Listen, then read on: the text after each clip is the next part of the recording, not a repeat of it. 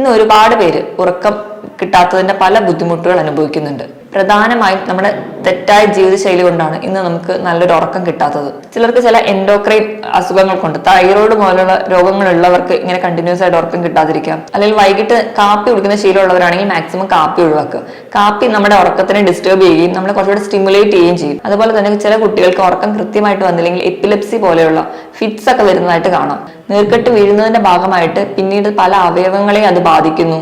അതുപോലെ പല ബുദ്ധിമുട്ടുകളും ഈ ഉറക്കമില്ലായ്മ കൊണ്ട് തന്നെ നമുക്ക് ഉണ്ടാവും.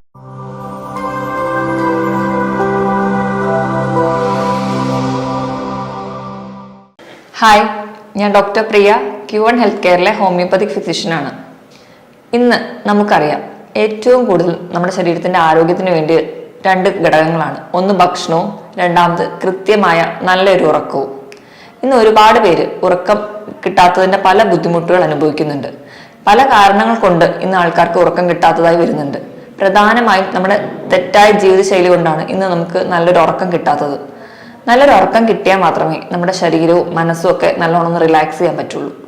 അതുകൊണ്ട് തന്നെ ഈ ഒരു സാഹചര്യത്തിൽ നമുക്ക് നല്ല ഉറക്കം കിട്ടാൻ വേണ്ടിയിട്ട് എന്തൊക്കെ ചെറിയ ടിപ്സ് ചെയ്തു നോക്കാമെന്ന് നോക്കാം. ഉറക്കം ഇല്ലായ്മയുടെ ബുദ്ധിമുട്ടുകൾ പല രീതിയിൽ അനുഭവിക്കുന്നുണ്ട്. ചിലർക്കാണെങ്കിൽ കിടന്നു കഴിഞ്ഞാൽ ഉറക്കം കിട്ടാൻ ഒരുപാട് സമയമെടുക്കും. മറ്റു ചിലർക്കാണെങ്കിൽ കിടന്നു കഴിഞ്ഞാലും ഉറക്കം വന്നാലും കംപ്ലീറ്റ് ആയിട്ട് ഒരു ഉറക്കത്തിലോട്ട് പോവാതെ ഇടയ്ക്കിടയ്ക്ക് ഡിസ്റ്റർബ് ചെയ്ത് എണീക്കും. ചിലരാണെങ്കിൽ രാവിലെ നേരത്തെ എണീക്കും. അങ്ങനെ പല രീതിയിലാണ് ഉറക്കമില്ലായ്മ അനുഭവപ്പെടുന്നത്. പ്രധാനമായും ഉറക്കമില്ലായ്മയുടെ ബുദ്ധിമുട്ടുകൾ നമ്മൾ രണ്ടായിട്ട് ഡിവൈഡ് ചെയ്തിട്ടുണ്ട്: അക്യൂട്ട് എന്നും ക്രോണിക് എന്നും. അക്യൂട്ട് എന്ന് പറയുമ്പോൾ ചിലർക്ക് ചില പനിയൊക്കെ വന്നു കഴിഞ്ഞിട്ട്, അല്ലെങ്കിൽ ചില അസുഖങ്ങൾ വന്നു കഴിഞ്ഞിട്ട്, ചിലപ്പോൾ പെട്ടെന്ന് ഉണ്ടാവുന്ന മെന്റൽ ടെൻഷൻ വന്നിട്ട്, വീട്ടിലൊരാളുടെ മരണം, അല്ലെങ്കിൽ ഒരു എക്സാം വരുന്നതിന്റെ മുൻപ്, അല്ലെങ്കിൽ എന്തെങ്കിലും ചെറിയ മാനസികമായിട്ടുള്ള ആൻസൈറ്റി മൂലം, ഇങ്ങനെയുള്ള കണ്ടീഷനിൽ നമുക്ക് ഉറക്കം കിട്ടാതെ വരാം. അതുപോലെ ചിലർക്കാണെങ്കിൽ ചില മരുന്നുകൾ കഴിക്കുന്നതിന്റെ തുടക്കത്തിലുള്ള ഒരു ചേഞ്ച് കാരണം ഉറക്കമില്ലായ്മ വരാം. രണ്ടാമതായിട്ട് ക്രോണിക് ആയിട്ട് ഉറക്കമില്ലായ്മ അനുഭവിക്കുന്ന ഒരുപാട് പേരുണ്ട്. 3 മാസത്തിൽ കൂടുതൽ ഉറക്കമില്ലായ്മ എന്നൊരു ബുദ്ധിമുട്ടുണ്ടെങ്കിൽ നമ്മൾ അതിനെ ക്രോണിക് കണ്ടീഷൻ എന്ന് പറയും. അത് കൂടുതലും ചില മരുന്നുകൾ എടുക്കുന്നവർക്ക് തന്നെയാണ്. പാർക്കിൻസോണിസം പോലെയുള്ള രോഗങ്ങൾക്ക് മരുന്ന് കഴിക്കുന്നവർക്ക് അങ്ങനെ ഉണ്ടാവാറുണ്ട്. അതുപോലെ തന്നെ തൈറോയ്ഡ് രോഗമുള്ളവർക്കും ഇങ്ങനെ ഒരു ഉറക്കത്തിന്റെ ബുദ്ധിമുട്ട് അനുഭവപ്പെടാറുണ്ട്. രണ്ടാമതായിട്ട് ക്രോണിക് ആയിട്ടും ഉറക്കമില്ലായ്മ നിൽക്കാം. അതിന് പ്രധാന കാരണം പറയുന്നത്, ചിലർക്ക് ചില എൻഡോക്രൈൻ അസുഖങ്ങൾ കൊണ്ട്, തൈറോയ്ഡ് പോലുള്ള രോഗങ്ങളുള്ളവർക്ക് ഇങ്ങനെ കണ്ടിന്യൂസ് ആയിട്ട് ഉറക്കം കിട്ടാതിരിക്കാം.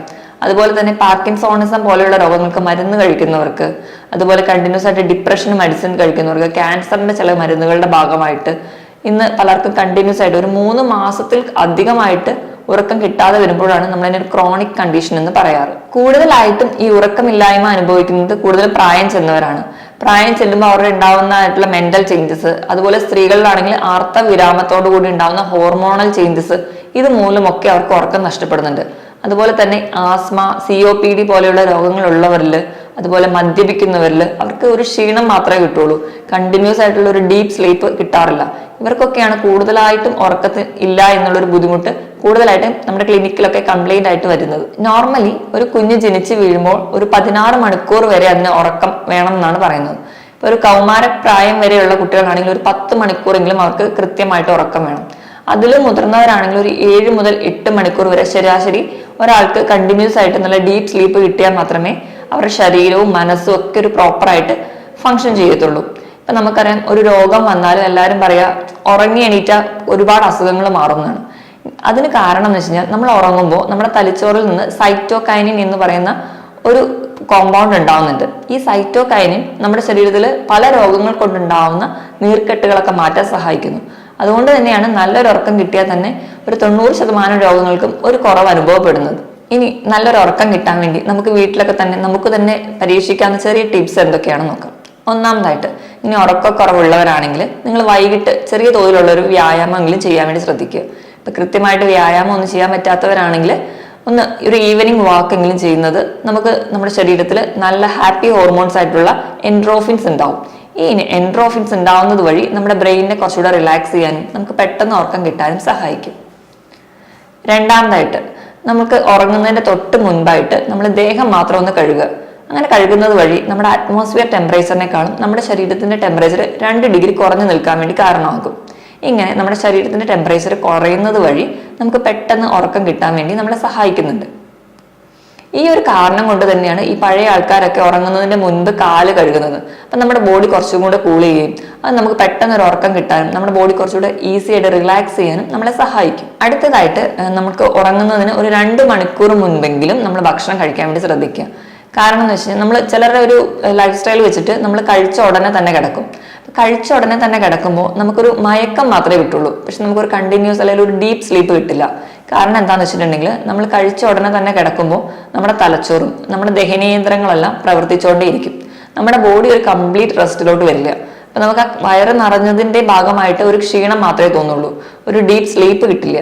അതുകൊണ്ടാണ് നമ്മൾ ഇപ്പോഴും ഭക്ഷണം കഴിച്ചതിന്റെ ഒരു 2 മണിക്കൂർ ശേഷം മാത്രം കിടക്കാൻ വേണ്ടി ശ്രദ്ധിക്കുക. അതുപോലെ തന്നെ ഭക്ഷണം കഴിച്ച ഉടനെ കിടന്നു കഴിഞ്ഞാൽ അതിനെ ദഹിക്കുന്നതിന്റെ ഭാഗമായിട്ട് നമുക്ക് അസിഡിറ്റി പോലെയുള്ള രോഗങ്ങളും പെട്ടെന്ന് നമ്മളെ പിടിപെടാം. ഇനി നമുക്ക് പെട്ടെന്ന് ഉറക്കം കിട്ടാൻ വേണ്ടി ചെയ്യാവുന്ന ഒരു ടിപ്പാണ് കൃത്യസമയത്ത് കിടക്കാനും കൃത്യസമയത്ത് എഴുന്നേൽക്കാനും വേണ്ടി ശ്രദ്ധിക്കുക. കാരണം എന്താണെന്ന് വെച്ച് കഴിഞ്ഞാൽ നമ്മൾ ഉറങ്ങുന്നതും എണീക്കുന്നതും ഒരു കൃത്യ പാറ്റേണിലാണെങ്കിൽ നമ്മുടെ ബോഡി നോർമലായിട്ട് ആ ഒരു സമയമാകുമ്പോൾ നമുക്ക് ഉറങ്ങാൻ വേണ്ടി അഡ്ജസ്റ്റഡ് ആവും. നമ്മുടെ ശരീരത്തിലെ പല പ്രവർത്തനങ്ങൾ, നമുക്ക് ബാത്റൂമിൽ പോകാനുള്ള ആ ഒരു തോന്നല്, അതുപോലെ നമുക്ക് ഉറക്കം വരിക, ഇങ്ങനെയുള്ള ചില പ്രോസസ്സൊക്കെ നമുക്ക് പീരിയോഡിക് ആയിട്ടാണ് നടക്കുക. ഇങ്ങനെയുള്ള ഈ റിതമിക് പ്രോസസ് ഒക്കെ കൺട്രോൾ ചെയ്യാൻ വേണ്ടിയിട്ട് നമ്മുടെ തലച്ചോറിൽ തന്നെ ഒരു ബയോളജിക്കൽ ക്ലോക്ക് ഉണ്ട്. ഇതുവഴി നമുക്ക് കൃത്യസമയത്ത് ഉറങ്ങുക, കൃത്യസമയത്ത് എഴുന്നേൽക്കുക എന്നൊരു പാറ്റേൺ ഉണ്ടാക്കിയിട്ടുണ്ടെങ്കിൽ നമുക്ക് ആ ഒരു ടൈം ആകുമ്പോൾ തനിയെ തന്നെ ഉറക്കം വരും. ഇങ്ങനെ ഒരു പീരിയോഡിക് പാറ്റേൺ മെയിൻറ്റെയിൻ ചെയ്യാൻ വേണ്ടിയിട്ട് നമ്മൾ ശ്രദ്ധിക്കുക. അതുപോലെ തന്നെ ഉറങ്ങുമ്പോൾ നമ്മൾ കംപ്ലീറ്റ് ആയിട്ട് ലൈറ്റ് ഒക്കെ ഓഫ് ചെയ്തിട്ട് വേണ്ടി കിടക്കാൻ വേണ്ടി ശ്രദ്ധിക്കുക. അതെന്തിനാണെന്ന് വെച്ചിട്ടുണ്ടെങ്കിൽ നമ്മൾ ഉറങ്ങാൻ വേണ്ടി നമ്മളെ സഹായിക്കുന്ന ഹോർമോണാണ് മെലറ്റോണിൻ. ഇത് നമ്മുടെ തലച്ചോറിൽ നിന്നാണ് ഉണ്ടാവാറ്. അപ്പം നമ്മൾ കൃത്യമായിട്ട് ഒരു ഇരുട്ട് മെയിൻറ്റെയിൻ ചെയ്യുകയാണെങ്കിൽ മാത്രമേ മെലറ്റോണിൻ ഉണ്ടാവാൻ സഹായിക്കുള്ളൂ. ഇങ്ങനെ മെലറ്റോണിൻ ഉണ്ടാകുമ്പോൾ മാത്രമേ നമുക്ക് നല്ല ഉറക്കം കിട്ടുള്ളൂ. ഇപ്പം നമ്മൾ പൊതുവെ ഒരു ഡിം ലൈറ്റ്, ഒരു ബ്ലൂ കളറിലൊക്കെ ഇടുകയാണെങ്കിൽ പോലും നമുക്ക് ഉറക്കം കിട്ടാതെ വരും. കാരണം ഈ ബ്ലൂ കളറിൽ മെലറ്റോണിൻ വർക്ക് ചെയ്യാൻ വളരെ ബുദ്ധിമുട്ടാണ്. എപ്പോഴും അതിനൊരു ഡാർക്ക് ഏരിയയാണ് മെലറ്റോണിൻ പ്രവർത്തിക്കാൻ വേണ്ടി ആവശ്യമായിട്ടുള്ളത്. അതുപോലെ തന്നെ നമ്മുടെ ക്ലിനിക്കിലൊക്കെ ഒരുപാട് പേര് വന്ന് പറയുന്നതാണ് ഉറക്കം കിട്ടുന്നില്ല. അങ്ങനെ ഉറക്കം കിട്ടാത്തത് കൊണ്ട് സമയം ചെലവഴിക്കാൻ വേണ്ടി TV കാണുക, ഫോൺ കാണുക, ഇങ്ങനെയുള്ള എന്റർടൈൻമെന്റിലോട്ടൊക്കെ പോവുക. പക്ഷെ നമ്മൾ ആദ്യം തന്നെ പേഷ്യൻസിനോട് പറയും, നിങ്ങൾ ഫോണും TV-യും ഒക്കെ ഓഫ് ചെയ്ത് വെക്കുക. ഉറങ്ങുന്നതിന് ഒരു മണിക്കൂർ മുൻപെങ്കിലും ഇങ്ങനെ ചെയ്തു കഴിഞ്ഞാൽ അവർക്ക് കണ്ടിന്യൂസ് ആയിട്ട് സ്ലീപ്പ് കിട്ടുന്നതായിട്ട് കാണാം. ഇതിന് കാരണം എന്താണെന്ന് വെച്ച് കഴിഞ്ഞാൽ നമ്മൾ TV, ഫോൺ പോലെയുള്ള ഗാഡ്ജറ്റ്സ് ഒക്കെ ഉപയോഗിക്കുമ്പോൾ നമ്മുടെ കണ്ണും അതുപോലെ തന്നെ നമ്മുടെ തലച്ചോറും നമ്മുടെ ചെവിയും എല്ലാം പ്രവർത്തിച്ചുകൊണ്ടിരിക്കുക. നമ്മുടെ എല്ലാ ബോഡി പാർട്സും ആക്റ്റീവായിട്ട് ഇരിക്കുന്ന ഒരു സമയമാണ്. അപ്പം നമുക്ക് ഉറക്കത്തിലോട്ട് കിട്ടാൻ ബുദ്ധിമുട്ടാണ്.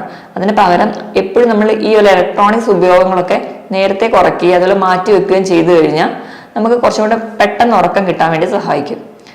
എന്നിട്ടും ഈ ഉറക്കത്തിന്റെ ബുദ്ധിമുട്ടൊക്കെ ഉള്ളവരാണെങ്കിൽ ഞങ്ങൾ ക്ലിനിക്കിൽ അഡ്വൈസ് ചെയ്യുന്നത് ഒന്നെങ്കിൽ മൈൽഡ് ആയിട്ടുള്ള മെലഡി പാട്ടുകളൊക്കെ കേൾക്കുക മാത്രം ചെയ്യുക. അതായത് ഫോണിൽ കാണാതെ, അല്ലെങ്കിൽ ചെറിയ ഏതെങ്കിലും ഒരു റേഡിയോ പോലെയുള്ള എന്തെങ്കിലും ഉപകരണത്തിലൂടെ ബെഡിന്റെ താഴെ വെച്ചിട്ട് കേൾക്കുക മാത്രം ചെയ്യുക. അതുപോലെ ചെറിയ കോൺവെർസേഷനോ അല്ലെങ്കിൽ ചെറിയ പ്രഭാഷണം അങ്ങനെ എന്തെങ്കിലും നമ്മുടെ മൈൻഡ് പ്ലീസ് ചെയ്യുന്ന രീതിയിൽ കേൾക്കുകയാണെങ്കിൽ നമുക്ക് കുറച്ചുകൂടെ പെട്ടെന്ന് ഉറക്കം കിട്ടാൻ വേണ്ടി സഹായിക്കും. നമ്മൾ കണ്ട ഒരുപാട് കേസിലും ഉറക്കം കിട്ടാത്തവരിൽ അമിതവണ്ണം ഒരു കാരണമായിട്ട് കാണുന്നുണ്ട്.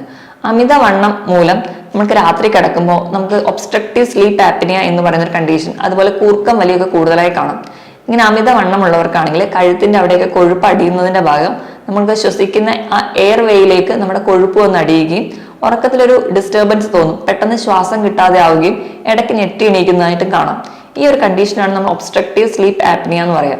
ഇങ്ങനെയുള്ളവർക്കും കണ്ടിന്യൂസ് ആയിട്ട് ഉറക്കം കിട്ടാതെ വരും.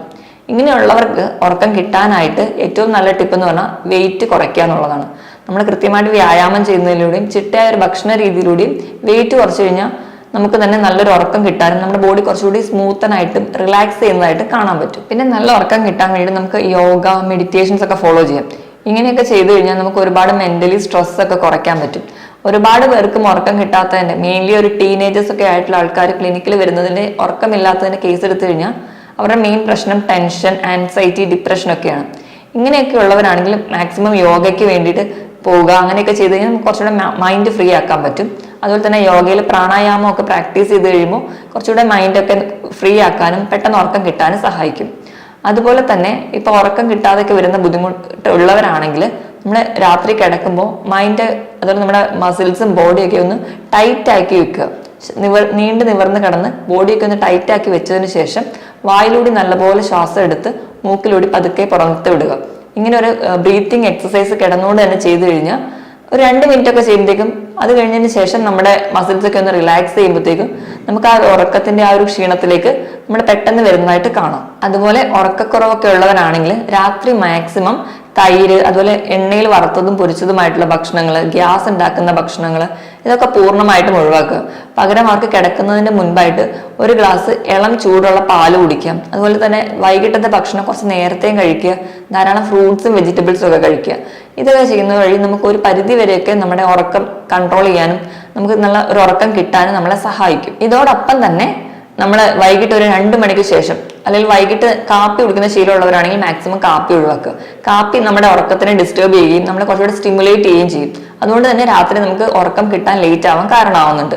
അതുപോലെ തന്നെ ധാരാളം മധുരമൊക്കെ കഴിക്കുന്നവരാണെങ്കിൽ വൈകിട്ടായതോടുകൂടി ആ മധുരം കഴിക്കുന്നതൊക്കെ ശീലം ഉണ്ടെങ്കിൽ അത് നിർത്തുക. അതുപോലെ തന്നെ രാത്രിയത്തെ ഭക്ഷണം ഒരിക്കലും സ്കിപ്പ് ചെയ്യാതെ മാക്സിമം നേരത്തെ കഴിക്കാൻ വേണ്ടി ശ്രദ്ധിക്കുക. ഒഴിഞ്ഞ വയറായിട്ട് കിടന്നാലും നമുക്ക് രാത്രി വിശക്കുന്നത് വഴി നമുക്ക് ഉറക്കം കിട്ടാതെ വരാം. ഈ പറഞ്ഞ ടിപ്സ് ഒക്കെ ചെയ്ത് കഴിഞ്ഞാൽ നമുക്ക് ഒരു പരിധി വരെയൊക്കെ നമുക്ക് നമ്മുടെ ഉറക്കം കറക്റ്റായിട്ട് മെയിൻറ്റെയിൻ ചെയ്യാൻ പറ്റും. ഇനി നമ്മുടെ ശരീരത്തിന് വേണ്ടത്ര ഉറക്കം കിട്ടിയില്ലെങ്കിൽ നമുക്ക് എന്തൊക്കെ ദോഷങ്ങൾ വരാമെന്ന് നോക്കാം. കുട്ടികളിലാണെങ്കിൽ പ്രധാനമായിട്ടും അവർക്ക് തലവേദന, ഛർദി, മൈഗ്രെയിൻ പോലെയുള്ള ബുദ്ധിമുട്ടുകൾ വരാം. അതുപോലെ തന്നെ ചില കുട്ടികൾക്ക് ഉറക്കം കൃത്യമായിട്ട് വന്നില്ലെങ്കിൽ എപ്പിലെപ്സി പോലെയുള്ള ഫിറ്റ്സ് ഒക്കെ വരുന്നതായിട്ട് കാണാം. അതുപോലെ കുഞ്ഞുങ്ങൾ ഹൈപ്പർ ആക്റ്റീവ് ആവുന്ന കാണാം. നമുക്കറിയാം, ഒരു ജനിച്ചു വീഴുന്ന കുഞ്ഞ് തൊട്ട് ഉറക്കം കൃത്യമായില്ലെങ്കിൽ അത് കരയുന്നതും വാശി പിടിക്കുന്നതും ഒക്കെ നമുക്ക് കാണാം. അതുപോലെയാണ് എല്ലാവരുടെയും കാര്യം. വേണ്ടത്ര ഉറക്കം കിട്ടാതെ വന്നു കഴിഞ്ഞാൽ പല ബുദ്ധിമുട്ടുകളും നമ്മുടെ ശരീരം കാണിക്കും. ഇനി മുതിർന്നവരാണെങ്കിൽ കൂടി അവർക്ക് അവരുടെ ദഹനത്തിന്റെ പ്രോസസ്സ് ഒന്നും മര്യാദയ്ക്ക് നടക്കില്ല. അസിഡിറ്റി പോലെയുള്ള രോഗങ്ങൾ അവർക്ക് വരാം. അവർക്കിപ്പം ജോലി സ്ഥലത്തൊക്കെ ആണെങ്കിലും വേണ്ടത്ര രീതിയിൽ പെർഫോം ചെയ്യാതെ വരാം. അതുപോലെ തന്നെ അവർക്ക് അക്കാഡമിയിലൊക്കെ പഠിക്കുന്ന കുട്ടികളൊക്കെ ആണെങ്കിൽ അക്കാഡമിയിൽ വളരെ പുറകോട്ട് പോവാം. അതുപോലെ തന്നെ രാത്രി കൃത്യമായിട്ട് ഉറക്കം വന്നില്ലെങ്കിൽ നമ്മൾ പകല് ഡ്രൈവ് ചെയ്യുമ്പോൾ നമുക്ക് ഉറക്കം വരികയും അതുവഴി പല ആക്സിഡൻസും ഉണ്ടാവാൻ കാരണമാകാം. അപ്പൊ കൃത്യമായിട്ടൊരു ഉറക്കം ശീലം നമ്മൾ കുഞ്ഞിലെ തൊട്ട് ശീലിക്കേണ്ടതാണ്. അതുപോലെ തന്നെ ഉറക്കമില്ലാതെ വരുമ്പോൾ നമുക്ക് മൂഡ് സ്വിങ്സ് വരാം. നമ്മുടെ സ്കിന്ന് ഭയങ്കര ഡ്രൈ ആയി പോകുന്നതായി കാണാം. മുടി കൊഴിച്ചിൽ ഉണ്ടാവാം. ഇതുപോലെ രാത്രി കൃത്യമായിട്ട് ഉറക്കം കിട്ടാതെ വന്നു കഴിഞ്ഞാൽ നമ്മൾ രാവിലെ എണീറ്റ് വണ്ടിയൊക്കെ ഡ്രൈവ് ചെയ്യുന്നവരാണെങ്കിൽ അതിനിടയിൽ ഉറക്കം വരികയും അതുവഴി നമുക്ക് പല ആക്സിഡൻസ് ഒക്കെ ഉണ്ടാവാനുള്ള കാരണമാവുന്നു. അതുപോലെ നമ്മുടെ സ്കിന്ന് ഡ്രൈ ആവും, മുടി കൊഴിച്ചിൽ ഉണ്ടാവുന്നതായിട്ട് കാണാം. ശരീരത്തിന്റെ പല ഭാഗങ്ങളിലും നീർക്കെട്ട് വീഴുന്നതായിട്ട് കാണാം. അതുപോലെ നമ്മുടെ ദഹനത്തിനെ ബാധിക്കുന്നുണ്ട്. നീർക്കെട്ട് വീഴുന്നതിന്റെ ഭാഗമായിട്ട് പിന്നീട് പല അവയവങ്ങളെ അത് ബാധിക്കുന്നു. അതുപോലെ പല ബുദ്ധിമുട്ടുകളും ഈ ഉറക്കമില്ലായ്മ കൊണ്ട് തന്നെ നമുക്ക് ഉണ്ടാവാം. മുകളിൽ പറഞ്ഞ ഈ ടിപ്സ് ഒക്കെ ഫോളോ ചെയ്യുകയാണെങ്കിൽ നമുക്ക് നല്ല ഉറക്കം കിട്ടും. അപ്പം മാതാപിതാക്കളാണെങ്കിൽ കുഞ്ഞുങ്ങളെ കുഞ്ഞിലേ മുതൽ തന്നെ കൃത്യസമയത്ത് ഉറങ്ങാനും ഉണരാനും ഒക്കെ ശീലിപ്പിക്കണം. അതുപോലെ എന്തെങ്കിലും മെന്റൽ ടെൻഷനോ സ്ട്രെസ്സോ ഒക്കെ ഉള്ളവരാണെങ്കിൽ ഒരു ഡോക്ടറെ കൺസൾട്ട് ചെയ്യുക. അതുപോലെ വേറെ എന്തെങ്കിലും ഒരു രോഗങ്ങളൊക്കെ മൂലമാണ് അവർ ഉറക്കമില്ലായ്മ അനുഭവിക്കുന്നതെങ്കിൽ കൃത്യമായിട്ട് മെഡിസിൻസ് എടുക്കുക. ഇങ്ങനെയൊക്കെ കൃത്യമായിട്ട് ഒരു ഉറക്കവും ചിട്ടയായിട്ടുള്ള ഒരു ജീവിതശൈലിയിലൂടെ നമ്മുടെ ശരീരത്തിന്റെ ആരോഗ്യം നമുക്ക് നിലനിർത്താനും പറ്റും. അതുപോലെ തന്നെ നമ്മുടെ ആയുസ് കൂട്ടാനും നമ്മളെ സഹായിക്കും. മറ്റൊരു ഹെൽത്ത് ടോപ്പിക്കുമായിട്ട് വീണ്ടും കാണുന്നത് വരെ നന്ദി.